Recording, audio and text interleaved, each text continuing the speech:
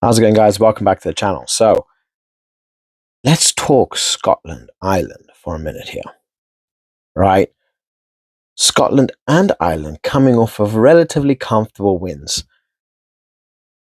The Ireland win looks a lot closer than what it actually was in score points. Scotland had a pretty solid win over Italy. There was a bit of a scary point there, 1919. A bit of a scary point there where Italy really gained momentum and they started putting pressure on Scotland. But Scotland was just too strong. Just too strong. So this is going to be a strong game. This is going to be a good game because both teams are coming off of wins. But who's going to come out on top, right? So let's break it down and see what happens. So first of all, to start things off, my opinion, Ireland's going to win this. Is it going to be an easy game? Hell no. Can Scotland come away with it? Yeah, they can. We've seen what they did up against Italy, but the difference is Ireland are not going to be as forgiving. Italy tried to play that kicking game, right? When it comes to Scotland, Scotland missed out on a couple points here and there because it decided they wanted to go for a try. They couldn't manage it, and Ireland are not going to be as forgiving. They're not going to let them off at all, right? They're going to be hitting them with points. They're going to going for penalties. They're going to hitting them with tries. Ireland and Italy are two completely different ball games. Two completely different ball games.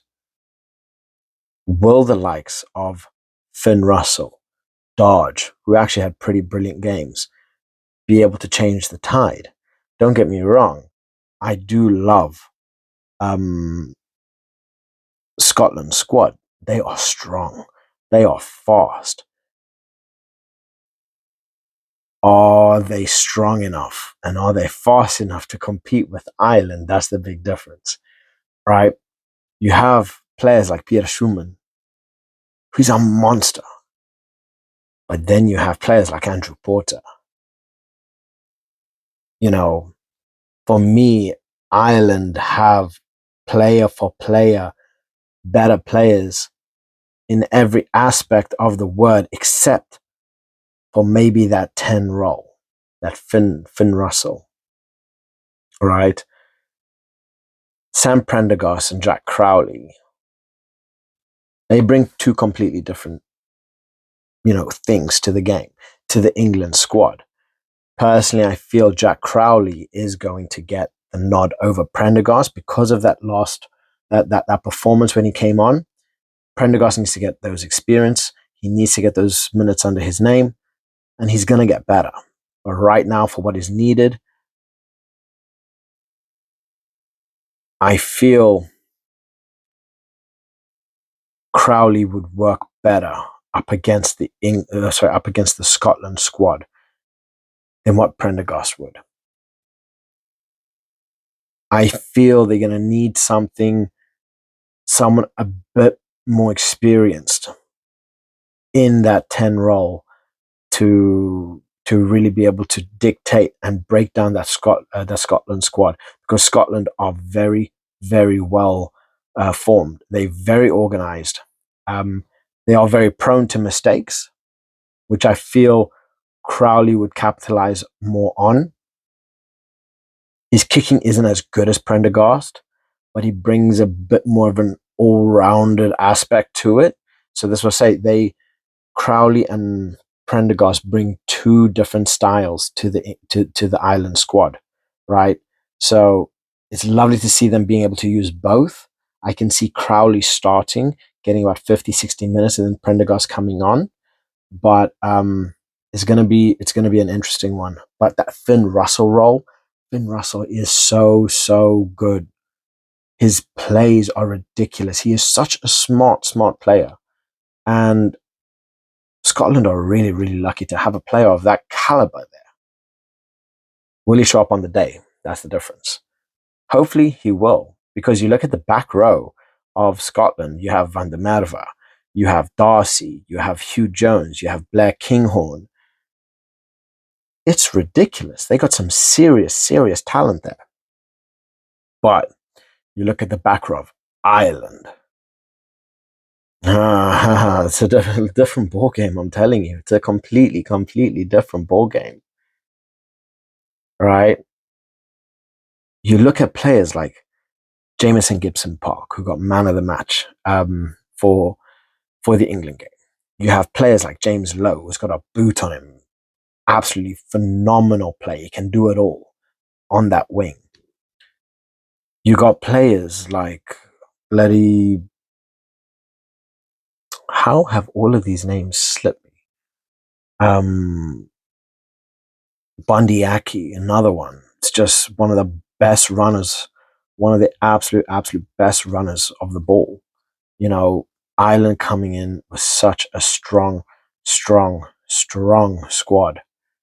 And that's not even talking about their forward pack. Like, you know, your Van der Fleer, your Caelan Doris, you know, Tide Burn.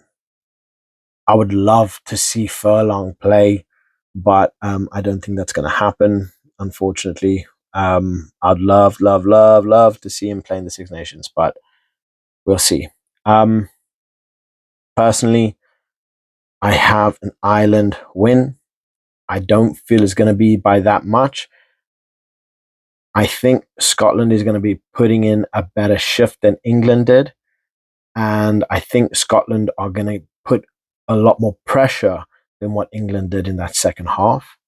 But the way I feel this is going to play out, Scotland are going to get an early try.